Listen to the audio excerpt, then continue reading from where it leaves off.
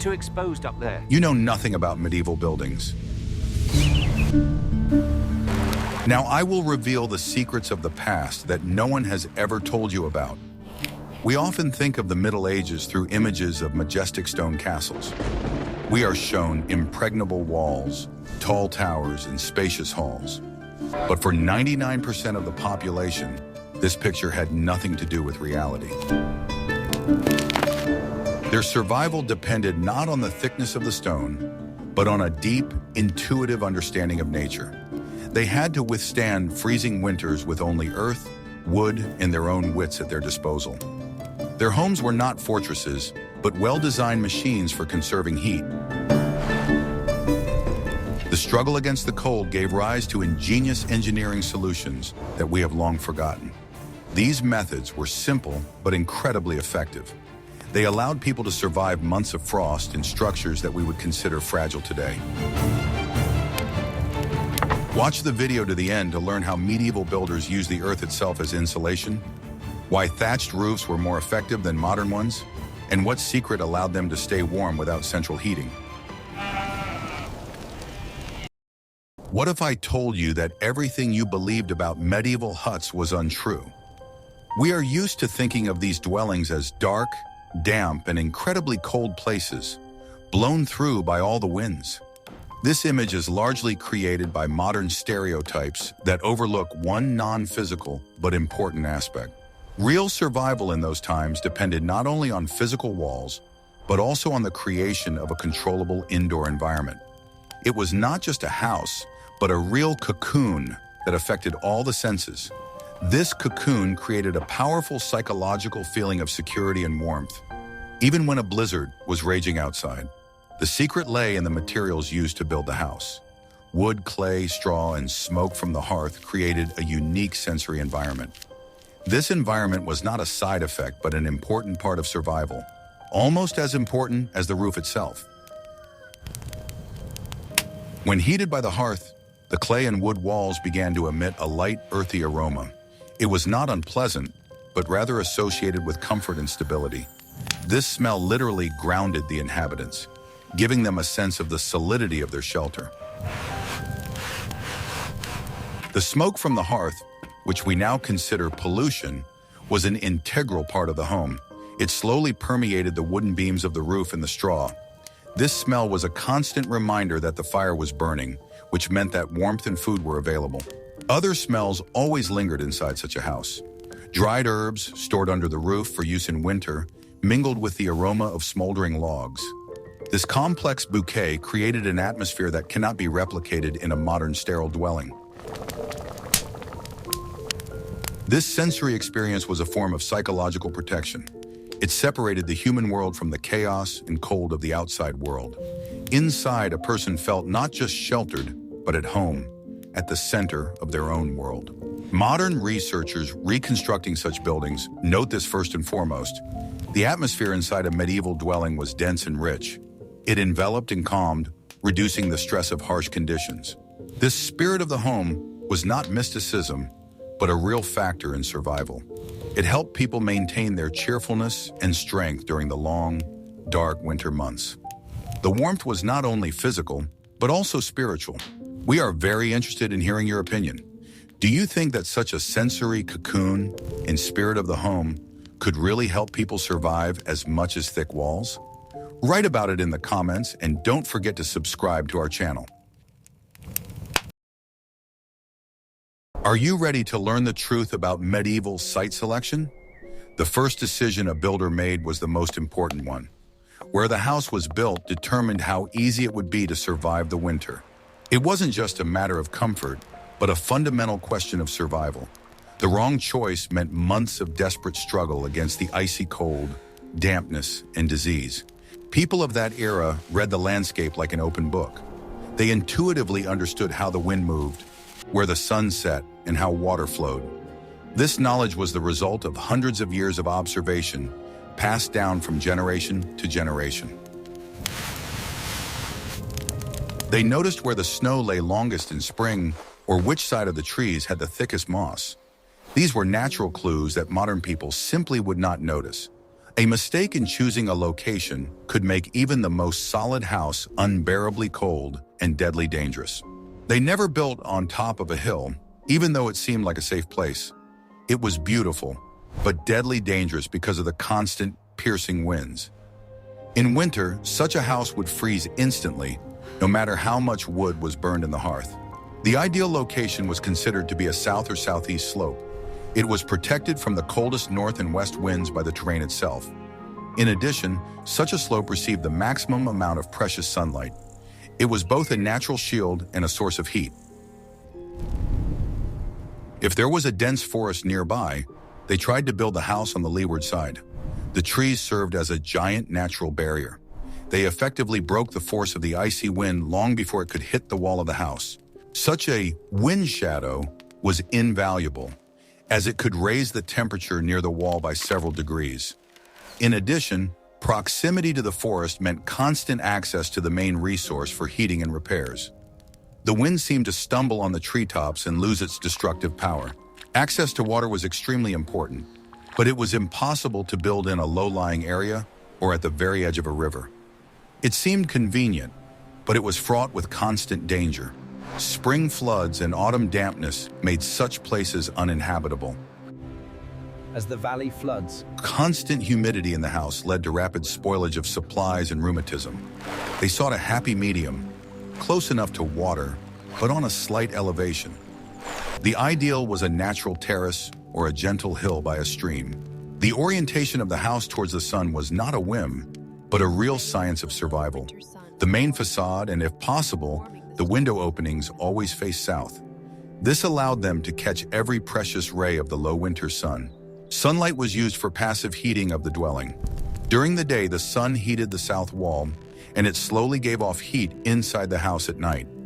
This saved fuel and made life a little brighter during the dark months.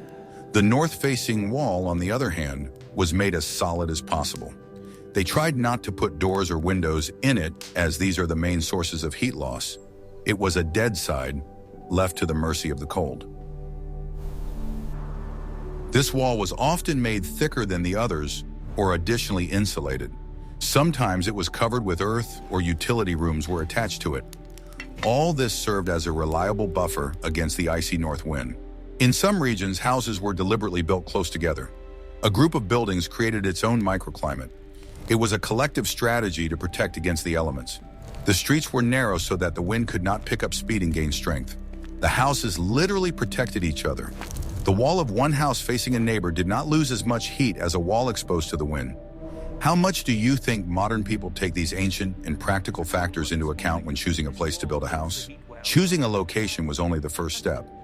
But what if I told you that the most efficient and warmest house in the early Middle Ages was almost completely underground? In the next chapter, we will reveal the secrets of these unique, sunken dwellings. I will reveal the best-kept secret of medieval builders, which archaeologists have literally dug up. When we think of a house, we imagine something that stands on the ground. But in the early Middle Ages in Northern Europe, a completely different technology was incredibly widespread. These were the so-called Grubenhäuser, or half-diggings. Their name comes from the German word Grube, meaning pit.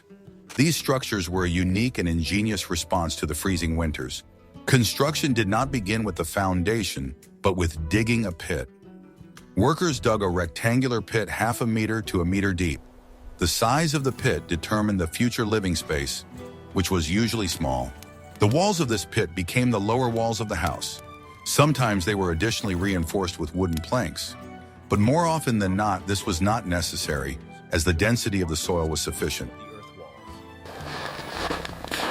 Then simple wooden supports were installed around the perimeter of the pit or inside it. Usually 6 posts were enough.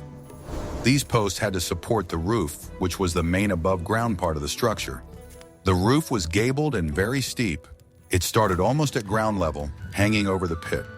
This design minimized the area of open walls that could lose heat. The secret to the efficiency of this house lay in geothermal heat. The ground at a depth of 1 meter has a stable temperature. In winter, it is much warmer than the icy air outside. In essence, the residents of the Grubenhaus used the planet as a giant heating pad. The earthen walls did not freeze as walls made of wood or stone would have.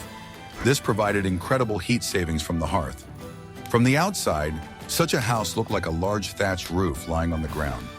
It was a very low and inconspicuous silhouette, but inside was a warm and protected space. These sunken houses were not primitive burrows, but a well-thought-out technology. They show how deeply medieval people understood the properties of materials. They used what they had in abundance, the earth itself. What if everything you were taught about medieval walls is outdated? The vast majority of houses in the Middle Ages were built using a technique known as Wattle and Daub. This method was cheap, quick, and surprisingly effective. Wattle and Daub was an ingenious engineering solution that allowed people to build warm and sturdy houses at virtually no cost. This technique was used from the Neolithic period to the 19th century and proved its effectiveness over thousands of years. Unlike the stone castles of the nobility that we see in pictures, 90% of the population of medieval Europe lived in such houses. Archaeological excavations show that Wattle and Daub houses could last 200 to 300 years with proper care. The construction of the supporting frame required real carpentry skills. Craftsmen chose oak posts with a diameter of 20 to 30 centimeters for vertical supports. These posts were dug into the ground to a depth of 1.5 meters or installed on a stone foundation. The horizontal beams were connected to the vertical posts using a complex system of notches without a single nail. Each connection was individually fitted and held in place by precision workmanship and gravity.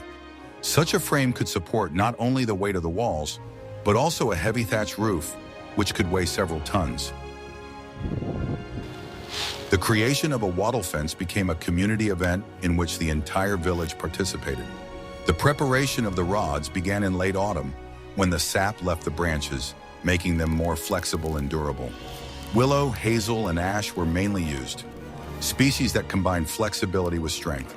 Twigs with a diameter of 1 to 3 centimeters were soaked in water for several days to make them as elastic as possible. The weaving was done according to the principle of a giant basket. The twigs were passed alternately in front of and behind the vertical posts, creating a strong lattice. The skill of the weaver determined the quality of the future wall. An experienced craftsman created a wattle with variable density, more frequent weaving at the bottom for strength and less frequent at the top for better ventilation. The rods were laid at a slight angle so that rainwater would run off the outside of the wall rather than inside. Each new row of rods was shifted relative to the previous one, creating an overlap that increased the rigidity of the structure. The finished woven panel could support the weight of an adult without deformation.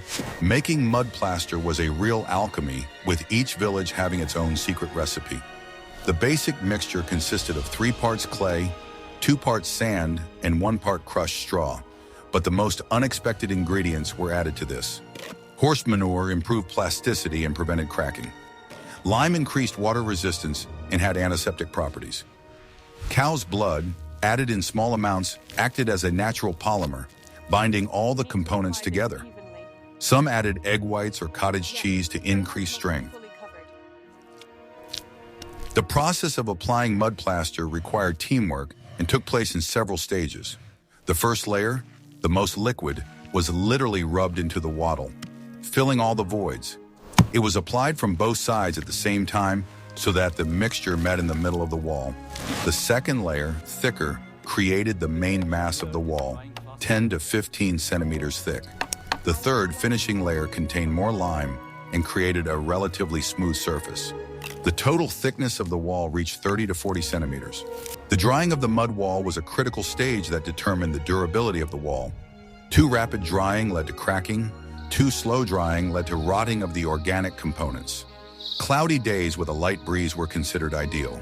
The walls were covered with damp burlap and gradually uncovered as they dried. The process of complete drying took 3 to 4 weeks, during which the walls were regularly moistened with water for even setting. The finished wall had unique thermodynamic properties. The thick layer of clay acted as a heat accumulator, storing heat during the day and releasing it at night. Air pockets in the straw provided additional insulation with a thermal conductivity coefficient comparable to modern mineral wool. The clay regulated humidity by absorbing excess water vapor and preventing condensation. This self-regulating system maintained a comfortable microclimate without any ventilation. The breathable properties of Wattle and Daub walls were their main advantage over stone walls. Clay walls allowed water vapor to pass through but retained water in liquid form. This prevented moisture from accumulating inside the room, which was critical in conditions where people and animals were constantly present under one roof. The walls literally breathed, exchanging gases with the environment. Carbon dioxide diffused out, and oxygen penetrated in through micropores in the clay. Do you think it was difficult to maintain such walls in good condition? The walls were important, but they did not work alone. In the next chapter, you will learn how people in some regions solved the problem of cold by building giant communal houses. Not all regions of medieval Europe built small individual huts. In the north, in Scandinavia, and the British Isles, a different concept was widespread. It was the longhouse. As the name suggests, it was a single, very long building. It could be tens of meters long. Several generations of one large family or even an entire community could live under one roof. The structure was an elongated rectangle. The walls were built from available materials. These could be stones laid using the dry masonry method, turf, or thick wooden logs. The roof rested on 2 rows of massive internal pillars. This allowed for the creation of a huge unified interior space. It was not divided into many small rooms. The secret to the efficiency of this house was collective warmth. A large number of people living in a single enclosed space generated a lot of heat themselves. This simple principle of communal living was the key to survival. In the center of the house, there was one or more long, open hearths. The fire in them was kept burning constantly. They heated a huge space and served as a place for cooking. This layout had an important advantage in terms of heat conservation. The house had a minimal area of external walls in relation to its large internal volume. This meant that heat loss through the walls was relatively low. The walls, especially if they were made of thick layers of turf, provided excellent insulation. Turf is layers of earth cut out with grass and roots. Stacked on top of each other, they created a barrier that was almost impervious to the cold.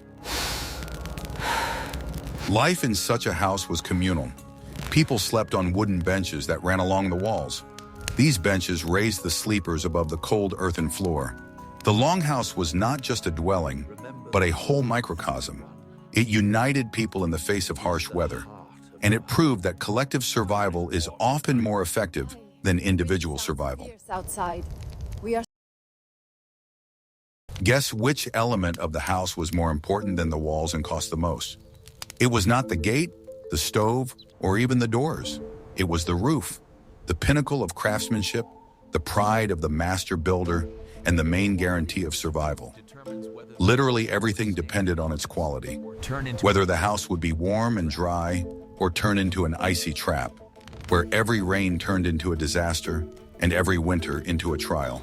Building a good roof was an expensive, time-consuming, and labor-intensive task. It could not be erected hastily. Mistakes were costly because a leaky roof meant rot, dampness, disease, and the destruction of the entire structure. It was no coincidence that in the old days they said, "Without a roof, there is no house." The most common roofing material in the Middle Ages was straw. But don't imagine a thin layer of yellow grass thrown over the beams. This is a common misconception. A real thatched roof was a complex engineering structure that required calculation, experience, and skill.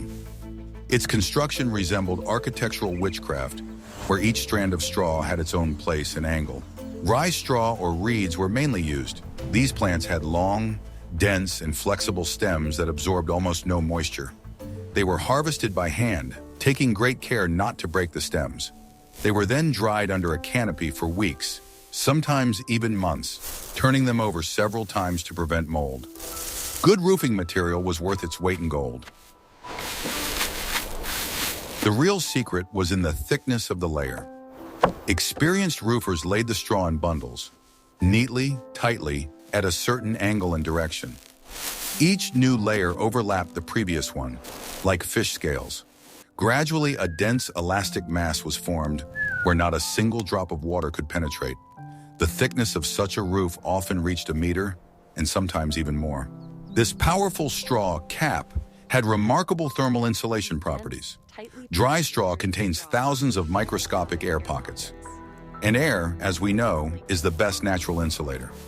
Therefore, in winter, the heat emanating from the hearth rose upward, lingered under the roof, and slowly returned to the house. In summer, on the contrary, the thick layer of straw protected the inhabitants from the heat, creating cool shade under the roof. Such a structure functioned like a living organism. The roof breathed, allowing steam and moisture to escape, but not letting them back in. Thanks to this, a healthy, dry microclimate was maintained in the house, and the wood did not rot. However, this convenience came at a price, not only in money but also in labor. A thatched roof was heavy. Its weight could exceed several tons, especially after rain. Contrary to expectations, this weight was useful. It pressed down on the walls, added stability to the entire structure, and made the house less vulnerable to gusts of wind. Strong storms, which could tear off wooden plank roofs, often could not damage a properly laid thatched roof. To prevent rain and snow from lingering on the surface, the roof was given a steep slope, sometimes up to 60 degrees. Water did not flow down such a slope, but literally rolled off, not having time to soak in. If the material was laid correctly, each drop slid down the stalks as if on the wings of a bird. That is why in the old villages of Europe, the roofs seemed high and disproportionately large. They were created not for beauty, but for survival. A high-quality roof could last for decades, 20, 30, and sometimes even 50 years. It was renovated in sections, replacing the upper, most worn layers. In some places, there were even special guilds of roofers who passed on the secrets of their craft from generation to generation. They knew how to lay the straw so that the wind would not take it, how to secure the edges of the chimney so that moisture would not penetrate, and how to avoid fires.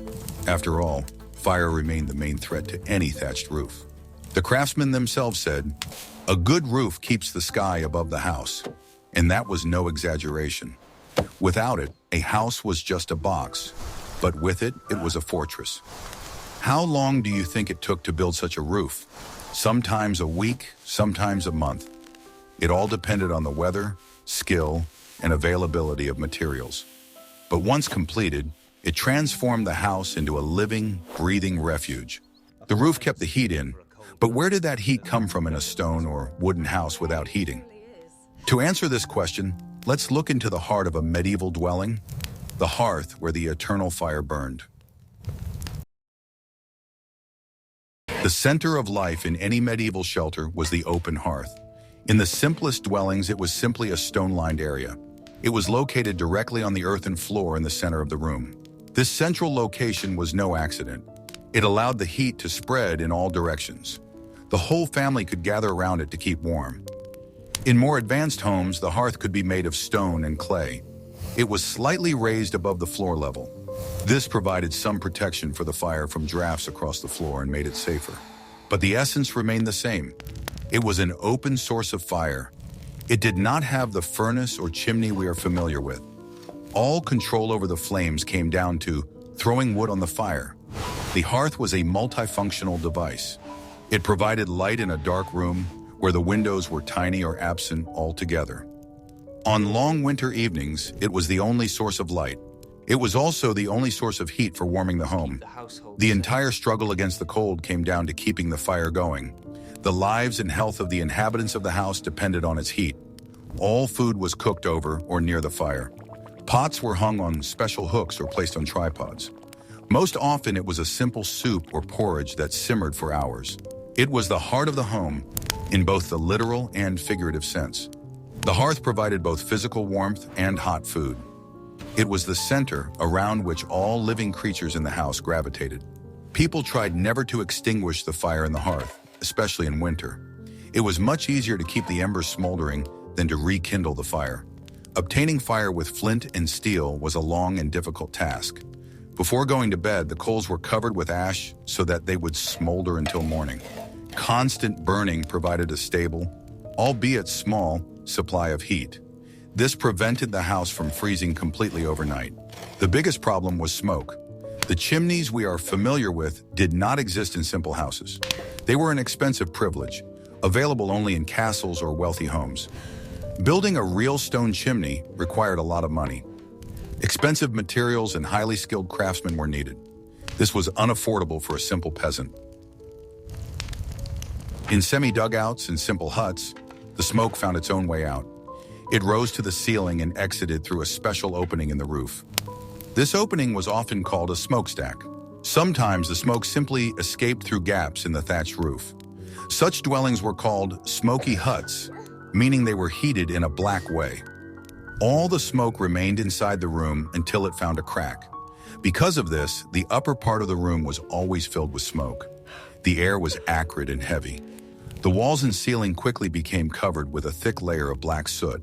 People tried to stay lower, sitting on low benches or lying on platforms. The smoke was an unpleasant but necessary price to pay for warmth. It was only possible to breathe clean air by crouching down to the floor.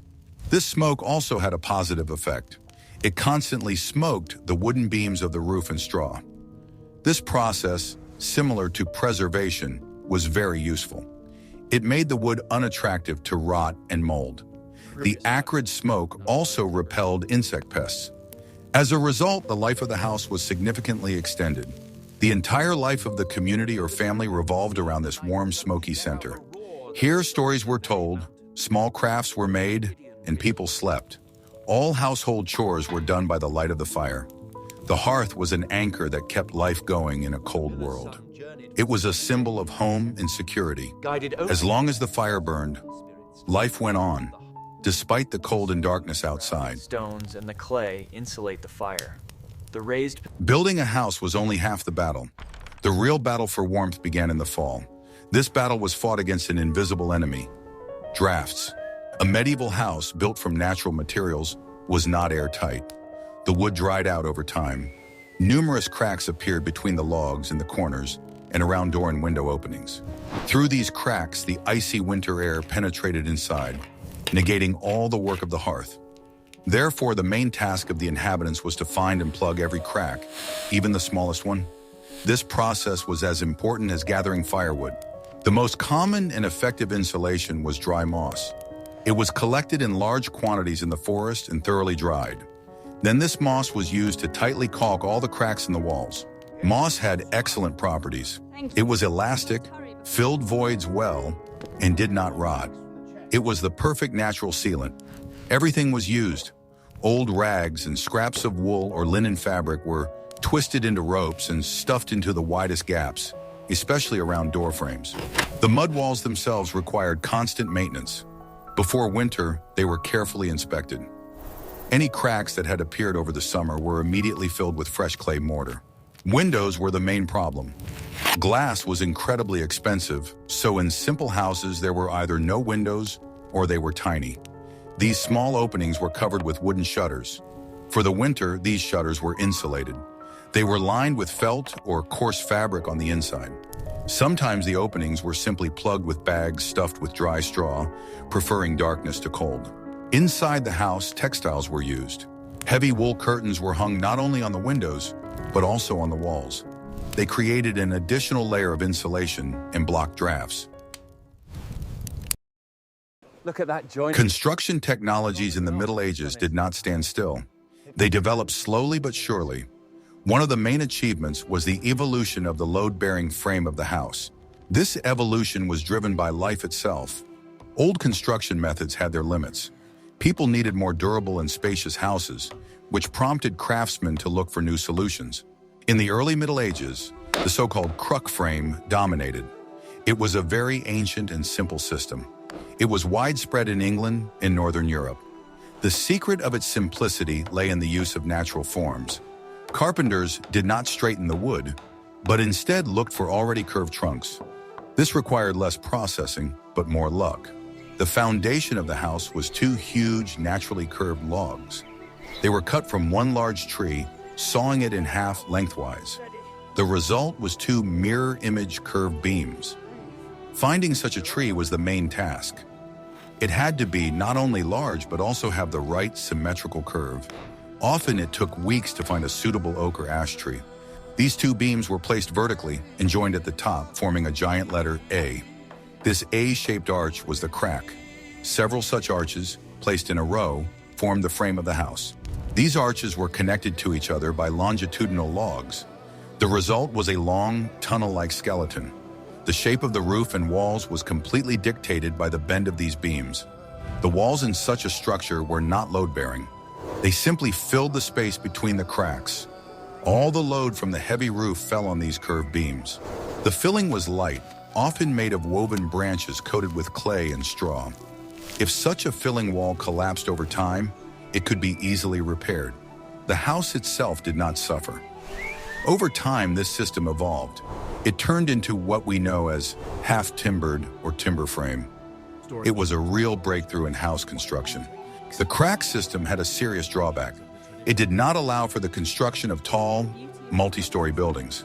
The entire structure was limited to the size of a single tree, which became a problem for growing cities. Half-timbered construction used a complex skeleton of straight beams. Vertical posts, horizontal beams, and diagonal braces created a rigid and durable cellular structure. This required high skill and precise joints from the carpenter. The main innovation was the tongue and groove joints. Craftsmen carved complex locks into the wood, which were fastened with wooden nails and dowels. This allowed the frame to be assembled like a construction set. Unlike crack, here the walls were part of the supporting structure. The frame was visible from the outside, creating a distinctive, recognizable pattern. The space between the beams was filled with the same clay, brick, or stone. This visible structure became the hallmark of medieval cities. Black or dark beams against a background of light plaster or red brick created a unique appearance. It was both beautiful and functional. This new method allowed for taller and stronger buildings. Houses became two-story. The rooms were more spacious and brighter. It became possible to make the upper floors protrude above the lower ones. This provided more space at the top without taking up the narrow street below. Such a design was only possible thanks to a strong frame. This evolution from simple wood bending to the complex geometry of half-timbering shows the enormous growth of engineering thought. Houses became more than just shelters. They turned into durable and complex structures. Carpenters moved from imitating nature to creating their own geometric shapes. This leap in thinking allowed them to construct buildings that lasted for centuries. They defined the appearance of European architecture for a long time. What was life like inside such a house when it was freezing outside? The interior was organized with one main goal in mind. That goal was to conserve and use heat as efficiently as possible. Survival in winter depended not only on the strength of the walls, but also on the competent organization of domestic life. Every object and every action was subordinated to this task. Any mistake could lead to a fatal loss of precious heat. People instinctively understood that heat was the most valuable resource. Their entire daily routine was built around saving it. It was a daily methodical struggle against the cold. The space was open, with no interior walls. This allowed the heat from the hearth to circulate freely throughout the house. Any partitions were conditional. The concept of private rooms was foreign to most people at that time. The single space was not a design decision, but a harsh necessity. It ensured as even heating as possible. Any permanent walls inside the house would immediately create cold zones. They would block the movement of warm air from the hearth. Therefore, zoning was made as light and temporary as possible. Furniture was minimal and functional. The main items were benches and benches along the walls. They were better than chairs because they allowed several people to sit at once, warming each other. Bulky cabinets or extra tables were simply absent. They would only interfere with air movement and take up useful space near the fire. Each item had to serve several purposes. Chairs were considered a luxury and were less practical. A bench pushed up against the wall blocked the cold coming from it, and sitting shoulder to shoulder was an additional source of collective warmth. Sleeping places were not just beds. Often they were wide wooden platforms raised above the cold earthen floor. The whole family slept on these platforms, covered with shared blankets. Raising the sleeping area above the floor was critical. The coldest air always accumulated at the bottom, near the ground. Sleeping on the bare floor, even on straw, was a direct path to illness. Sleeping together was not only a tradition, but also a means of survival. The bodies of the sleepers warmed each other. A shared blanket, often heavy, made of coarse wool or skins, kept the heat inside. Sometimes wooden box beds were built. They had high sides and even a roof. This design created an enclosed space that quickly warmed up from the breath of the sleepers. It was, in essence, a house within a house. Such a bed was a wooden box closed on all sides with doors or a curtain. During the day, you could sit on it, and at night it turned into a warm capsule. The small volume of air inside such a box heated up very quickly. The warmth of the human body was enough to maintain a comfortable temperature for sleep. It was an ingenious invention for saving heat. Textiles were a luxury, but they were also a necessity. Wool or linen curtains were used to divide spaces. For example, they could be used to separate the sleeping area from the rest of the room. Any fabric was expensive, as its production required a lot of labor. However, the expense of heavy woolen fabrics was justified. They served for decades, performing a vital function. Animal skins were also widely used. They were hung on the walls, especially on the coldest northern wall. They served as both decoration and an additional layer of insulation from the icy wall. These curtains served an important function. They blocked drafts. They also created small, microclimates within a large room. Drafts were the main enemy in a medieval home. Even a small crack could negate all the work of the hearth. Thick fabric hung at the entrance or window caught this icy air. By separating the bed with a curtain, the family created a small thermal capsule. Inside this capsule, the temperature could be several degrees higher than in the rest of the house. This was critically important for children and the elderly. Life was centered around the hearth.